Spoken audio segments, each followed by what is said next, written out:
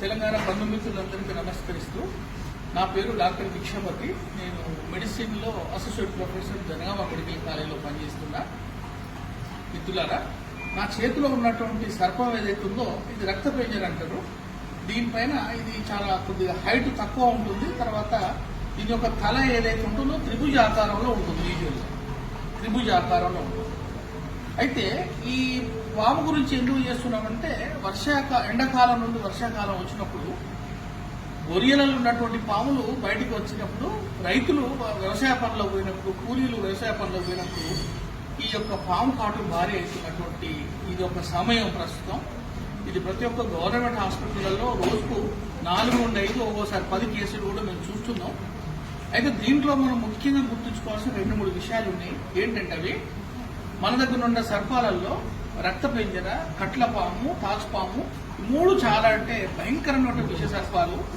రక్తపేంజరకు ముక్కు నుండి రక్తం, కుట్టిన దగ్గర నుంచి రక్తం, ఒక్కోసారి మూత్రం నుండి రక్తం, దొడ్డి పోతుంటే రక్తం, నోట్ల నుండి రక్తం కంటి నుండి కూడా రక్తం వచ్చే అవకాశం ఉంది. ఈ తీవ్ర రక్తస్రావం జరిగి మనకు కిడ్నీలు కూడా ఫెయిల్ అయ్యే అవకాశం మనకు రక్తపేంజరతో ఉంటుంది. కట్లపాము, నాగుపాము తనగా పోలిస్తే కట్లపాము చాలా ప్రమాదం. అది కుట్టినట్టు తెలియని కూడా తెలియదు. అందరూ ఏమంటే పారిందని వస్తుంది, ముట్టిందని వస్తుంది. కానీ దాని యొక్క బయట మార్క్స్ ఏవైతుంటాయో చాలా చిన్నగా కనిపించవు. కానీ అది 3 రోజుల వరకు 4 రోజుల వరకు దాని విషయం ఒక్కోసారి బయటికి రాదు. తర్వాత కట్లపాము మనం బహుశా అందరికీ మనకు తెలిసినటువంటిది. మనకు నాగుపాము ఏదైతుందో దానికి పడగ ఉంటుంది.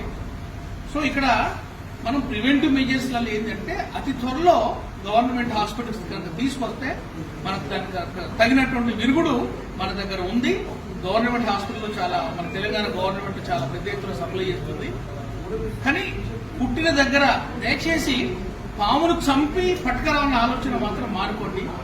ఎందుకంటే పామును చంపడంలో టైం వేస్ట్ చేసుకుంటా మనకు ముఖ్యమైన సమయం మనం కోల్పోతుంది. నెంబర్ 1. కుట్టిన దగ్గర మనం నోరు పెట్టడం కానీ, కత్తి పెట్టడం కానీ, పసుపు పెట్టడం కానీ, యాపాకు పెట్టడం, నిమ్మకాయ పెట్టడం కానీ ఎటువంటి పనులు చేయకూడదు దయచేసి.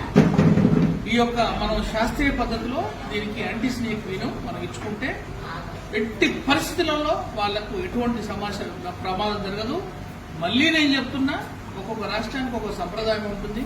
మన దగ్గర నేను చూస్తున్నా ఇంకా కొన్ని మూర్ఖపు ఆలోచనలు ఉన్నాయి. మంత్రాలు వేయటం అనేది చూస్తున్నా. ఇప్పటికీ నేను పోయిన నెలలనే మంత్రం వేసి ఆయన కొరకు ఎదురు చూసి ఆయన రావడం లేట్ కావడం వల్ల పేషెంట్ అక్కడే మరణించడం జరిగింది. సో మంత్రాలు అటువంటి మూర్ఖత్వం, మూఢనమ్మకాలకు దూరంగా ఉండండి. Thank you.